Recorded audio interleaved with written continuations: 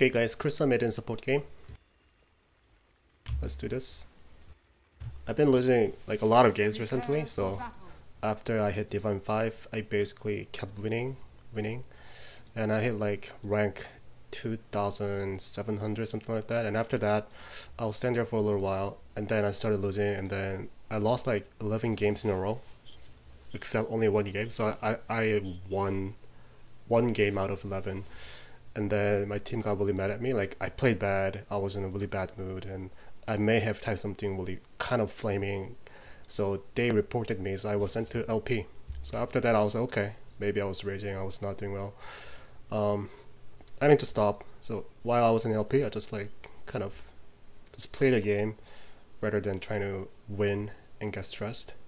So I'm now out of LP, and from there I feel like I am doing better. Like, I've been losing and winning, that evened out. So the point, the bracket that I'm staying right now is like, it's low Divine 5, so I'm seeing a lot of Divine 4, sometimes Divine 3 players in my games. So basically I am staying somewhere like low Divine 5 or high Divine 4, something like that. So I'm working on my way up there again. Crystal Maiden is a good support. One thing that I learned from losing all those games is that I should never play carry. I'm not ready to play carry. Like, I didn't even play Shadowfin, like not even 5 games in my entire life, so I know nothing about core role. So it's much better for me to stick to the roles that I'm really familiar with, which is a support. So seeing that the Pango sent the range crit first, the lane is gonna get pushed. This is something weird about this patch. We do no longer get aggro from the first wave, but I knew that he was getting charged, so I wanted to just cast Frostbite right away to deal more damage. And this is where like I asked Luna to stun him, but Luna didn't, so Luna did not skill the Lucent Beam at level 1. So that's what Lunas do, right? Almost every Luna just take the passive at level 1, just so that this makes it easier to lose it. But I personally think that is wrong. This makes sense when Luna is contested in like duo offlane or like try. I mean, something like that can be a lineup that can be threatening to Luna, that can contest Luna in last hitting. Then you take level 1 passive because you're better there, right? You get higher damage. But this is where like you're only facing against one Pango. He doesn't do shit. So by taking Lucent Beam, I mean, I think Luna should have paid attention to the lineup. Crystal Maiden plus Spirit Breaker always have a kill potential against the enemy offlaner. And if Luna did had a Lucent Beam right there, the Pango was dead, right? I'm pretty sure the Pango was dead 100%. So this is where like you missed a kill by just doing something that just came out of your muscle memory. I play Luna, I go passive at level 1. She did it and she lost the first blood. I mean, that's kind of huge, right? So all that small things matter, and we couldn't outrun Pango. It's like impossible with the swashbuckle. So this guy ended up making a double wave in the bottom lane, so Pango's not gonna get a lot of experience from it.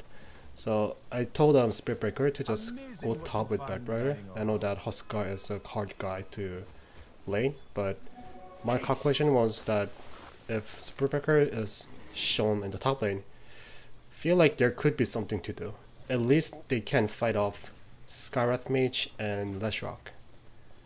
I don't expect them to win the game and to win the lane, but at least they're doing something by the top. But Spirit Breaker disagreed with me and he said I would just rather stay bottom because he does not want to leave Luna. So that's fine too. I mean, it makes sense. So what I'm doing right now is Crystal Maiden is I want to take level 2 fast. So I used my Mango, cleared up the creeps, and while I was doing it I also stacked the camp. Very important part of when you're playing Crystal Maiden. So if you play Crystal Maiden at like 5k level, 6k level, a lot of players here will do stack the camp when they are farming. But the thing that I saw in like 1k to 4k games, that they never do that. They rarely do that. They almost never pay attention to the timer. So start doing that. It's small, but again, small difference makes everything. So Pango, like I said, he was making the double wave.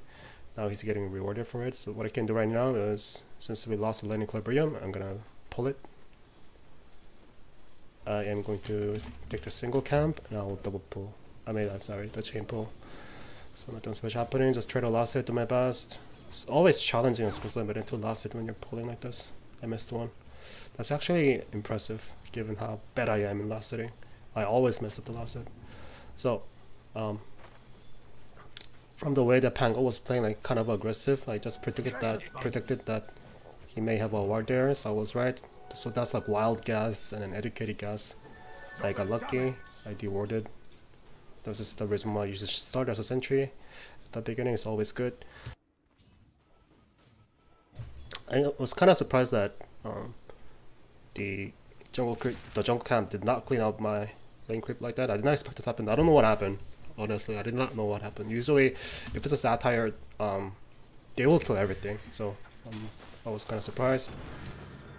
So I know that this time Luna has a lot of mana, and Listen Beam is something that can be spammable with low cooldown. And Spirit Breaker is, as you can see, Spirit Breaker is providing us a vision by charging it. So that was an easy kill. If we did not have a vision, so if Spirit Breaker did not charge in, we couldn't kill him because Pang was like drinking around the tree. That makes us really hard to kill. So that's one thing that you guys can do as a Spirit Breaker. When you play him, don't worry about killing him by charging in. All you have to do is just charge, provide vision, is dead. So the 3 Luna decided to dive in. Easy kill. Clearly not your best.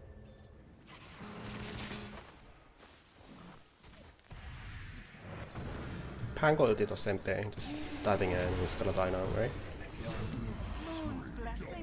I had a healing salve and just gave it to Luna right away. I knew that like this is like minute 5. This is where like the team wants to go to the shrine and heal up. But since I'm Crystal Maiden, I already have 2 points in Arcane Aura, and Luna also has Ring of Aquila. She does have good mana regen, so by just providing her my healing salve, she can stay in the lane much longer, and we even have a catapult. So I was basically telling Luna to use your, I don't care, like Lucent Beam, whatever, just take up the creep really fast because we have a catapult. But I was a little disappointed how like Luna was not really like engaged in last hitting and just pushing the creep. She could have done much better and much faster. And considering that was a catapult wave, we could have done much higher damage to the tower. But she didn't know that. I don't think she didn't care about it. So I was like, okay, I'm low in mana. I kind of want to go back to base because minute 5, minute 6 is around where your mid laner needs the observer ward again. Like, so now TA does not have vision, and it's also not nighttime. So I knew that this ward is really valuable to him. At this point, I heard the dream coil, and that kind of let him know that Scarlet Mage is coming. I caught them both in Crystal Nova. I was actually asking TA to just right click once using her side blade, but yeah, TA didn't get that, or TA decided it's too, you know, risky, so he didn't do it. That's fine. That is bad on my part. I was overextending a little. I died. At least I provided vision to my team. And one good part of Crystal Maiden is even if you die, like even if you're at the base, by just being there, like by just being in the game, you're pumping up the mana regeneration to your team. So that's always good. And seeing that just 4 people TP to the middle, we told Luna to push tower. Nobody is in your lane. Everybody is TP to come to mid. I should have saved my frostbite and cast on the puck. So the only reason now the puck is kind of can actually screw with me is because she saw that I was using my frostbite to creep. That was greedy. I should not have done that. If I had my frostbite, I think I would have ended up killing puck, or puck cannot come near me. So that was a little mistake that I played. So this is where like I told TA that I want to push the tower. You have the Blightstone. He doesn't. I thought she had it. That's like usually what TA gets. Don't forget about denying the creeps. I told her just push. Like puck is low HP. She's probably back to base for sure. So it was the time for us to do a lot of tower damage. So that is the reason why I'm staying here. So stay near here. But TA was he was more of an aggressive guy in terms of killing. So he ran away to the other side. Of course I disagree with that. I always like taking the objectives. I wanted to be aggressive. Maybe this vision that I just put down was wrong. It does not see. It is not providing the vision up to the high ground. Yeah, That was kind of not efficient. Spirit Breaker is charging in, this means I'm going in. Very good timing. So Spirit Breaker actually saw that Puck uses illusory orb, which means she does not have any form of escape mechanism. Well, now she has it, but she only got it after using her Dream Coil like that. So that is fine. She played it great, but the enemy team, Let's Rock, rotated again. Pang was also making a rotation. So the enemy team is really doing really well by just being mobile and making a team play like that. So that's something good. But what I learned from my recent games is that if you do that, like if you contribute yourself a lot as a team to help your mid lane, basically your carry is left alone, and the enemy saving carry is also left a little bit under no pressure. So if you look at Luna, like Luna is in the minimap, like we're fighting here, right? And Puck is gonna die. So, but if you look at the minimap, Luna has been like pushing the lane, going back to jungle to farm up, and then come back to the lane. And if Pango is missing, Luna can take the tower pretty easily, right? So that's something that you guys can expect to happen. And I think by doing that, you're somewhat winning the game. You're creating a chaos in the middle, like Skarth Maze and Pango is rotating, even Huskar is rotating. So that's a space to Luna and Batrider. So Batrider should have been right here, right now in the lane instead of like roaming to get the bounty. I mean, it's good, but he needs level 6, and bounty run does not give him levels. So he should have stayed in the lane. And Luna is doing the right thing, just stay in the lane, just pushing every lane with that Kula, so she can go back and accelerate her farming by jungling and laning. So she's doing a good job. Okay, I remember this part. I wanted to fucking kill this creep right here who fucking prevented me from juking. Oh my god. So I knew that I was not gonna die by Puck diving into me like that, although I knew that I was in danger, but I knew that I could somewhat like juke little and make her more miserable, but that creep blocked me and I lost my sense. So that's what happened. That was kind of unlucky, to be honest.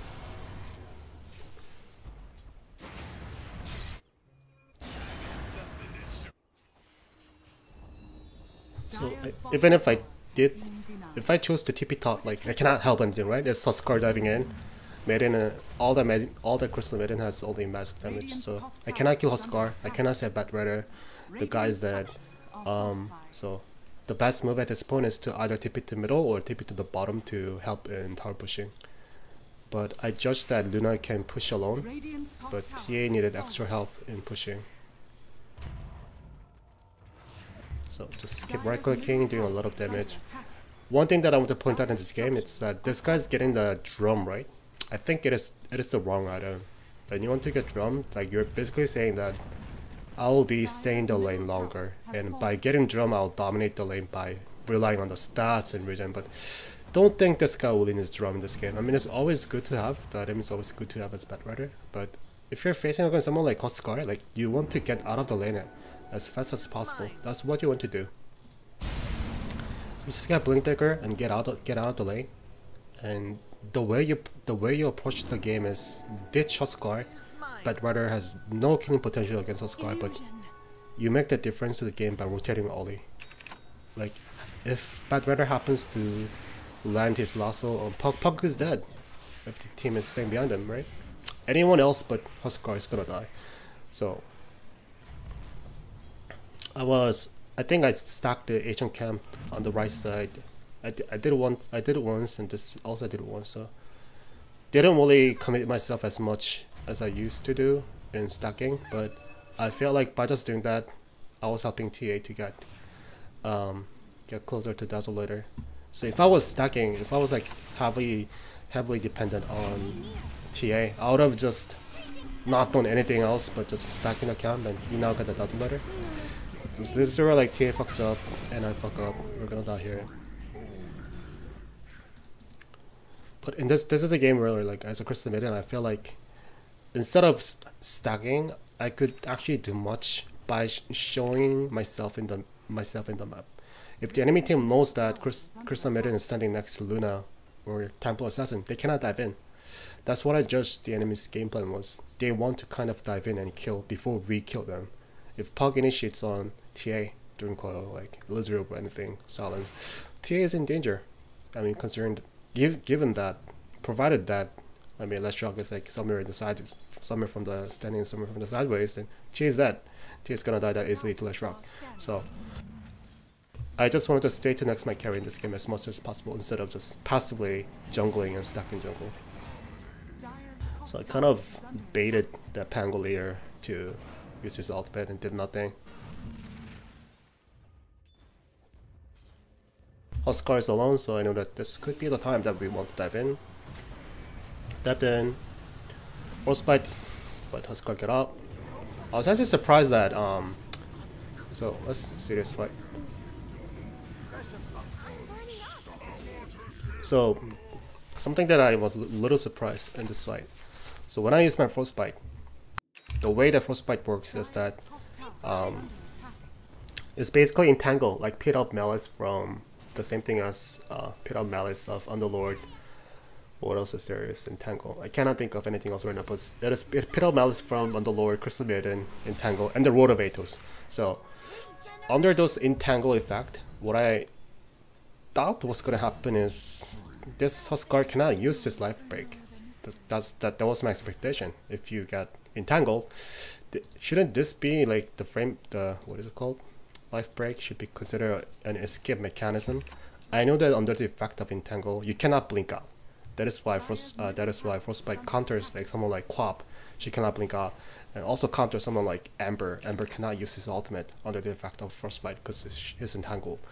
So I was expecting the same thing, but I was a little surprised that when I used my Frostbite, Huskar just fight in and then kill my Spirit Breaker. So I just learned that it does not work. I smoked with TA to... I feel like this was a good timing. Like, he has a Blink Dagger now. He doesn't have Dazzle Lighter. So if you get Blink Dagger first before Dazzle Lighter, that's basically saying that I'm gonna roam around faster. TA with Blink Dagger, she does have very high killing potential. If you get Dazzle Lighter, it just means that I'm gonna get the Roshan and also just accelerate my farm by getting Dazzle Lighter. I can stack up Asian Cam, I can just get it really fast. That's the definition of getting Dazzle Lighter. So it really depends on you. I prefer getting Dazzle Lighter before Blink Dagger, but I can definitely see how Blink is becoming useful in this game. It's good against someone like Pug. If TA ever gets into the face of Leshrac, Leshrac is gonna die regardless of not having Dazzle Lighter. Scar has mage too, he does cast no armor. So I think Blink Dagger is the better item this game, but I just see too many TAs getting Dazzle Lighter as his first item. That also makes sense, right? You will get the Blink Dagger in the next 3 minutes, so by getting Dazzle Lighter.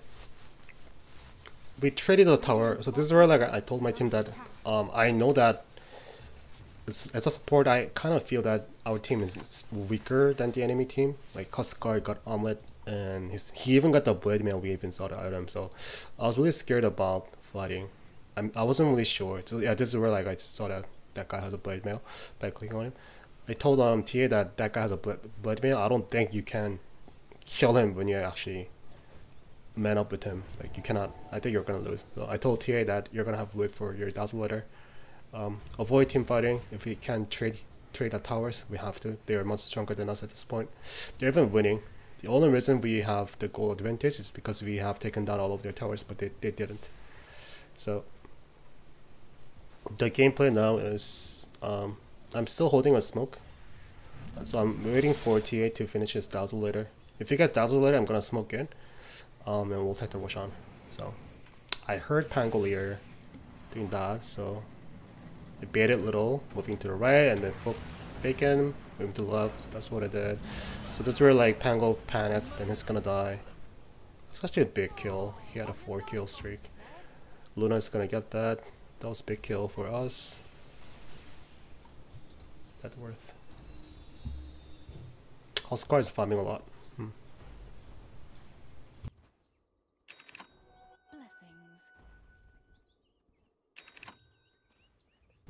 Thank God to the recent patch they reduced the Manta style recipe. I see many people getting Manta faster and as their first item. I think that was needed. I know that Manta is just good, like it dispels and it's like good by just, you know, having illusion is bonus damage, but it was a little too expensive to be honest before the patch. So We're seeing a lot of Manta style. Smoke up and Roshan. So as a support, basic things to do is, and Puck saw that for some reason. I don't know how she did it. Maybe that was a wild guess. So I said get out. I said get out. I mean, they can contest it. We don't want to get Dream Cold inside the Roshan pit. So get out. Spit Breaker initiate at the right time. They are stacked. I'm gonna cast that and then cast that. Move back. I don't want to die. Luna's there, so I'm thinking what can I do to help my team to win this game.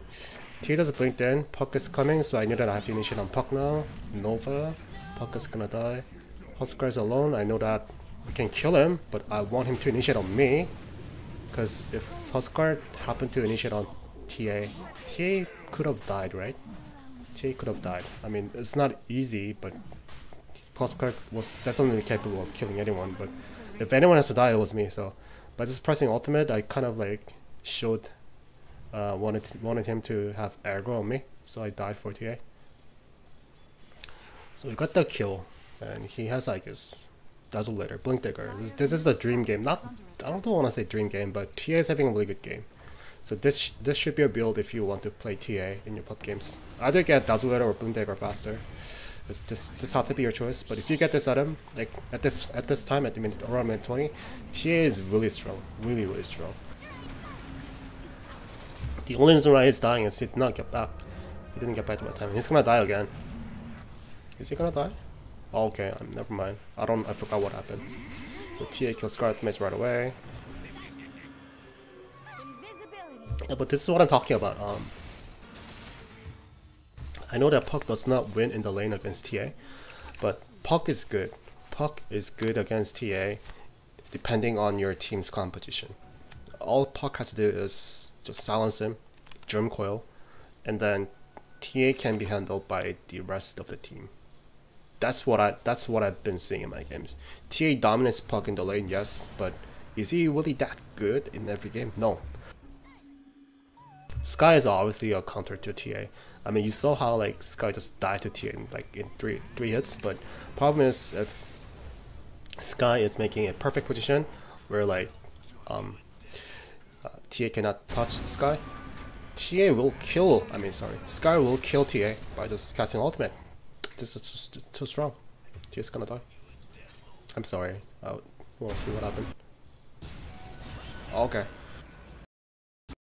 So this is the moment that I want to talk about. So I knew that Batrider had ultimate, and I knew that Puck was here, and I had invisibility. So just communicated, nothing really special, but this is what you guys are doing. Always communicate.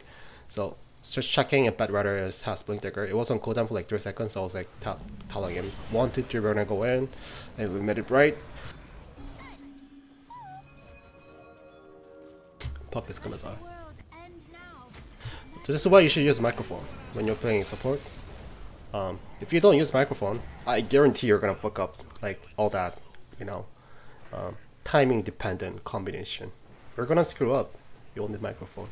I just wanted to show that because although it seemed like too basic and everyday happening in Dota, it really doesn't. In low and more game, it doesn't happen. Everybody fucks up. But I didn't fuck up, not because I'm a really good player, but I just use microphone.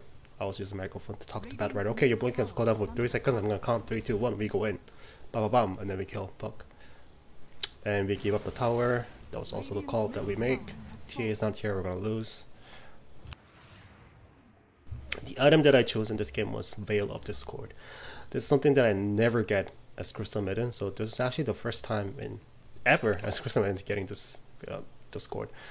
The reason I got this item is because, yeah, due to Huskar having too much magic resistance. Huskar had like close to like 80% magic resistance, right? So that's like, he is basically immune to any magical damage. But if you look at our lineup, Maiden is like all up on magical damage. Spirit Prickles do have magical damage. Batrider magical, Luna has magical. So I feel like this item is really valuable in this matchup. Initiate it. What I'm gonna do is Veil. But Pango was there, we did not expect that to happen. So we kind of want to go back. If we get caught by that stun, we could die. So reset, going back, frostbite. Oh, so that's how I use my frostbite. Now I just learned it. using Veil. That was kind of late, but see how fast Huskar is going down under the fact of Veil. That was my anticipation. If I was Veil, it can be something useful. Armor is always good on Crystal Maiden. The stats that I get from Veil is amazing. It's like I usually get Drum. In the same sense, if this was not a Huskar game, instead of getting Veil, I'll just chosen the Drum. Drum of Endurance is much better. It gives me movement speed. It makes my team stronger. But it's the same concept. Either getting Drum or Veil, it benefits my team. So that was my logic in this game. Diving in, they bought back twice. At once, I'm gonna get caught. And I try to get out here, but I'm gonna die. So this is where like I was like, okay, I mean they bought back, but if TA did not die, if TA happened to, you know, use her refraction and bleed out, I would have said totally worth it. It's only Spirit Breaker and Crystal Maiden dying, and then we made them buy back from Huskar and Pago. It's totally worth it. But from the recent patch, was it recent? We're 7.1. I'm sorry, 7.11, 7.10, something like that. They also reduced the gold of the buyback. They changed the equation of the gold it costs to buy back. So it's much easier now to buy back for any heroes that you play. So we have to consider that too. But usually, if you sacrifice 2 supports to make their carry buyback and off buyback, it's always good. Like you win the trade. So I was gonna be happy, but after seeing that TA died, it could be even. The enemy team could be happy by using the buyback like that. But what do I know at this point? If we happen to smoke gank them once and just wipe them, like we're gonna win, because Huskar doesn't have buyback. But I think at this point is where like there was no smoke. Yeah, there was no smoke. Everybody was using smoke at every cooldown.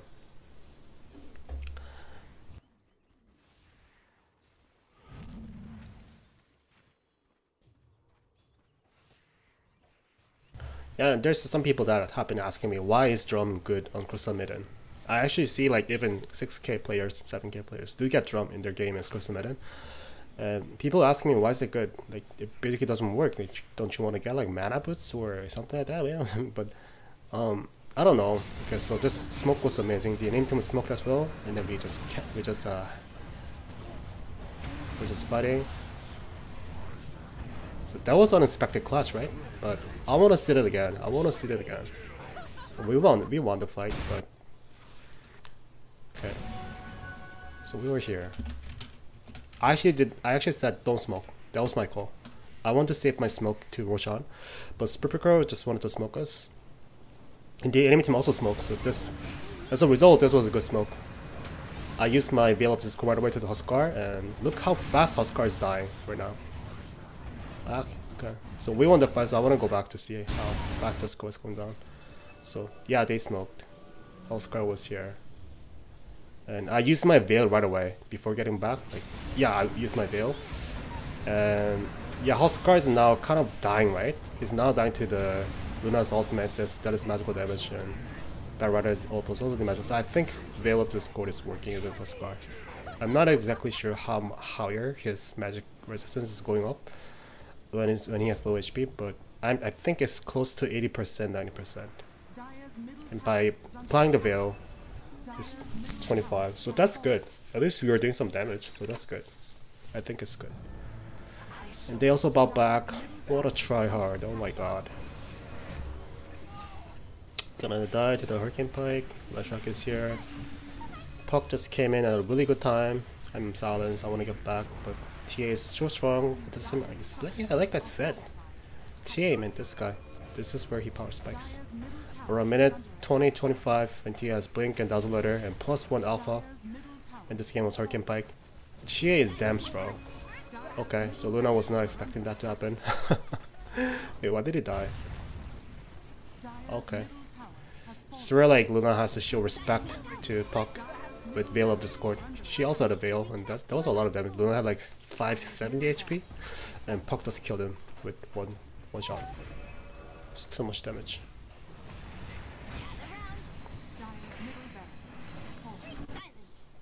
Okay, so I got out. I knew that I had to get out, but yeah, I had to get out. Big triple kill. well, we got the racks. I should be happy, but I'm now unhappy seeing that my team is gonna get wiped. But this is where like you should make. So let me go back and because this is the point that I was making the Reddit forum today.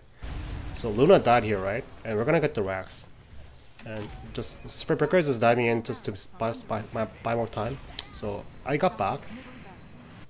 You know what? I don't think my team fucked up here. So usually if I have to say my team fucked up, this is where like the enemy team did not initiate, did not do anything, but our team diving in, that was a part that I was gonna point out.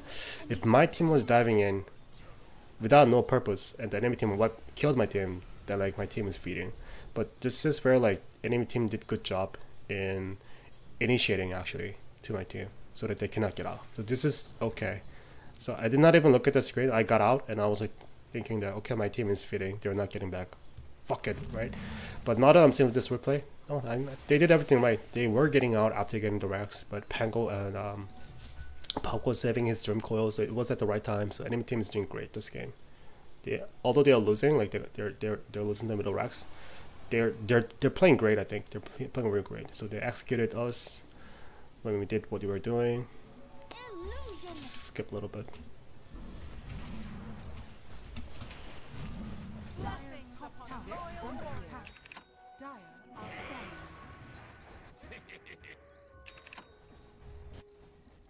I was thinking of getting Vladimir, but quickly changed my mind to Lord of Aegis.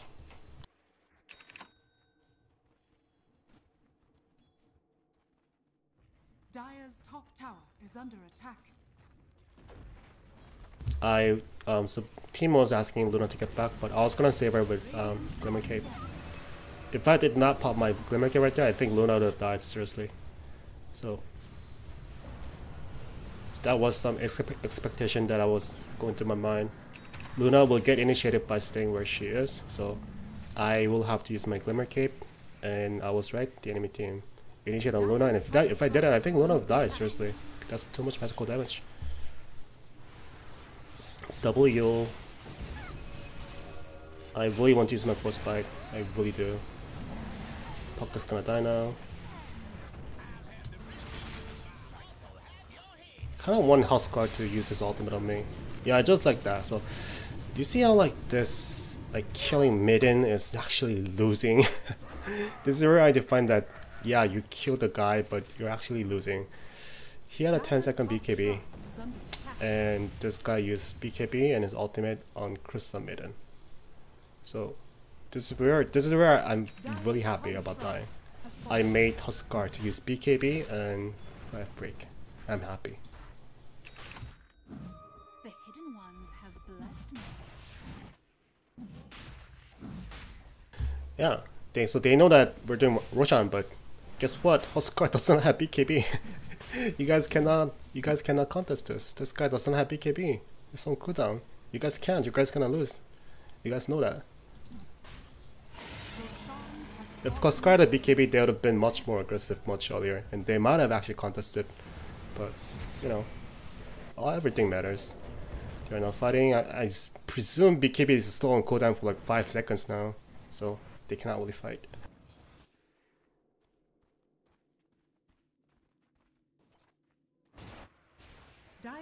Oh, I forgot to say the Athos is good against Puck. If you use Athos to Puck, you know, Puck is gonna die, right? Unless Puck has Yule Scepter or Lincoln Sphere.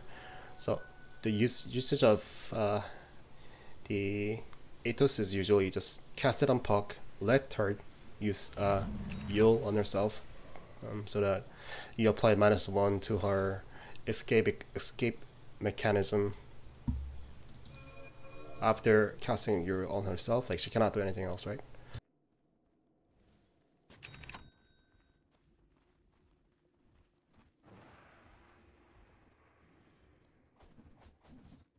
Yeah, and this guy was playing Potion 5 for some reason. I was actually surprised that Spiritbreaker was keep buying every ward.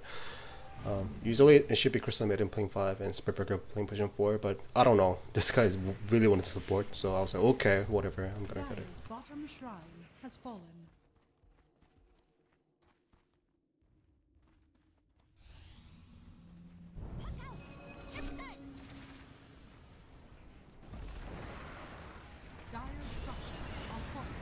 Awesome, buddy.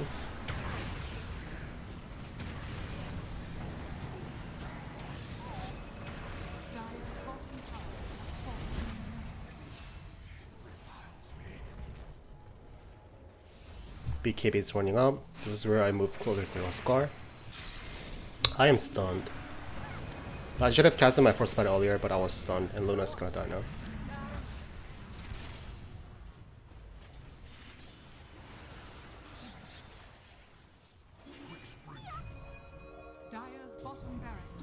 If I had Atos, that puck was dead. Instead we kill Pango. So I told my team that at this point, like, get back, let's focus on objective, because nobody was hitting the racks, and this is always bad. We need TA to apply his detonator, and we're gonna get the tower, get the racks really fast. So the enemy team is not doing anything possible, everything to their best ability to screw with us, because they want to defend this racks, but all we have to do seriously is just hit the racks. If TA can hit it once, like, the racks is gone. It's gone now, so we're like, okay, I'm gonna get back. I don't care, I'm gonna get back. I mean, I'm gonna do that in my attention to save you, but now I'm gonna get back. Yeah, I'm dead. Maybe I could have lived if I used my Glimmer Cape before I TP out. I'm not sure. I think I'm still dead.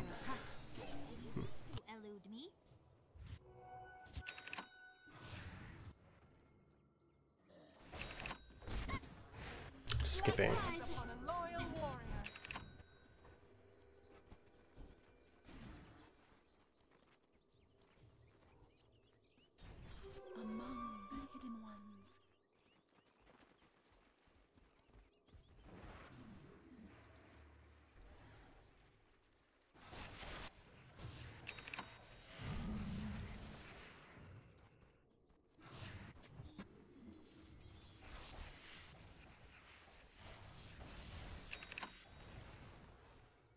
I think we were discussing at this point whether we should take Roshan or not. That guy was getting nullifier. Can I see the items as my team? Yes, sir.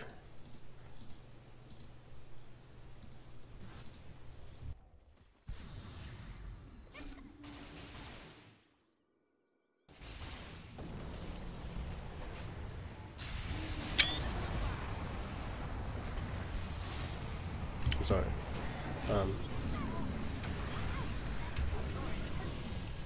I kind of want to go back a little.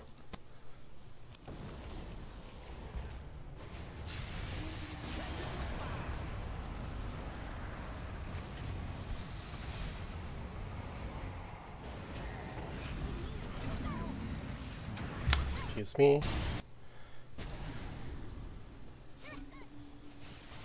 Yeah, I just had to stay behind in this fight. I just had to stay behind.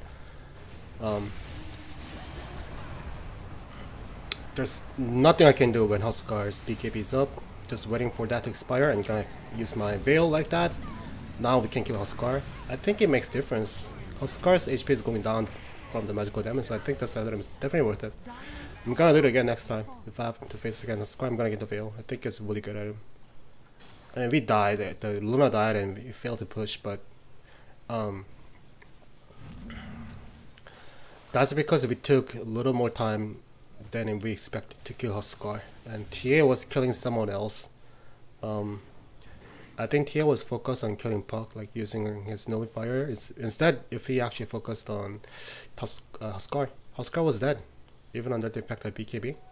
TA is definitely capable of killing Huskar, but Luna was probably the only one killing Huskar and getting initiated by everyone else. So Luna died right there, but that was unfortunate. But we learned that if we want to kill anyone, it has to be Huskar. We shouldn't be afraid of killing Huskar. Although he's like a tank, where everyone is capable of killing Huskar if we actually focus on him. So that's how we communicated. Skipping a little more.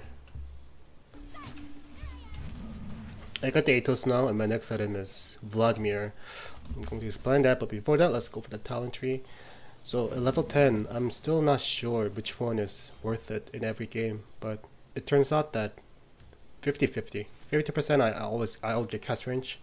Other 50 is the health. So not exactly sure how else I can explain other than saying it depends on your game, but this game getting cast range makes sense. If I didn't have the range, I'm basically dying by moving closer to cast my frostbite. This already has a really short range, but I used to get Ethelens as Crystal Maiden so that I can actually safely initiate before Spite, but feels like that's too expensive. Getting Ethelens, like there are other items that I can get.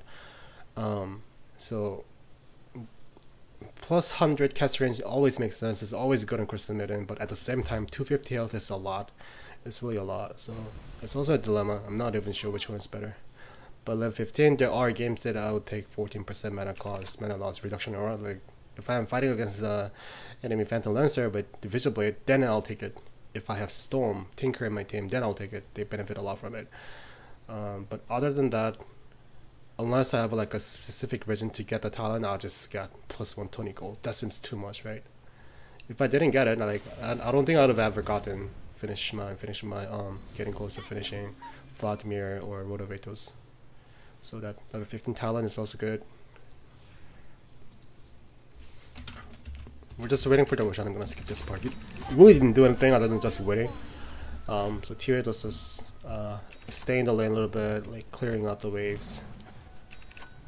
Now that Roshan is up, we're gonna watch from this part. We smoke right away. I gave the refresher short to Batrider. Just going in like that right away. TA has Aegis, so we're not worried about it. Gonna get the Rex. They use a fortification. Look how fast Huskar is going down when TA is actually focusing on Huskar. Bother from Huskar right away. The enemy team is now casting Drunkle and throwing this every spell to kill TA and Luna. Can't really do anything to save Luna at this point unless Luna had cheese or something. TA's gonna die. I don't want him to die this time. Like he better have BKB. Okay, BKB. Even using my Glimmer Cape to save him. But TA is already too low in his HP. TA wants to get out.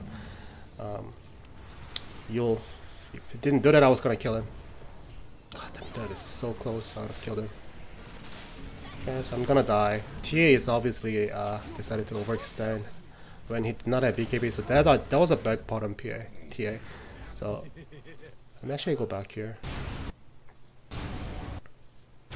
So TA got out of here by popping his BKB. This is where TA should have swapped his TP scroll with BKB and just got out. He's hiding here, that was a good job, but we're gonna lose the fight without TA's BKB. But I think he either got caught or he got greedy. Yeah, he got greedier and blinked in. And this is where like TA is dead, right? Doesn't have BKB, has nothing, he's gonna die. So this is a really big mistake by TA. He should have just TP'd out, like letting us die, but he didn't do that. So that's something that happens a lot in our pop games, nothing I can do about it. Skipping little. And the team is now gonna get the middle tower. But we're back, so they're getting back.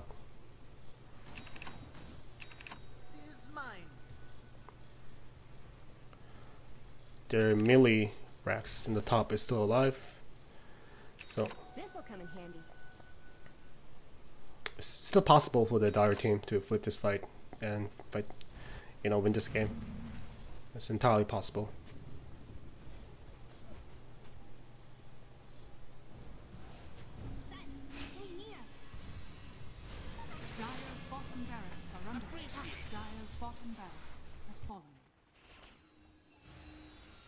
TA wanted to finish the range Rex bottom, so TA is now missing from our group. He got the Rex, and now we have to get back because that's a melee Rex. We're gonna have to commit everything. If you get that, it's a mega crit, and basically, we win the game because we even have buyback. I had buyback. Luna's popping on meta style. They don't have fortification, so they're gonna lose a Rex here. They cannot help anything else. Oscar diving in. I think he has like. Did he have a Satanic? What did he have? Oh, that's just a life steal. Wow. Okay. But now at this point, this is where like Huskar is falling off. So if you're playing Huskar, you never want to go to the late game. Although Huskar play really great, like his item build makes sense to me. We're gonna win this game. Like, getting Oli Blade to me makes sense. BKB also makes sense. Halberd also makes sense, but just naturally Huskar falls off behind in the late game. So um,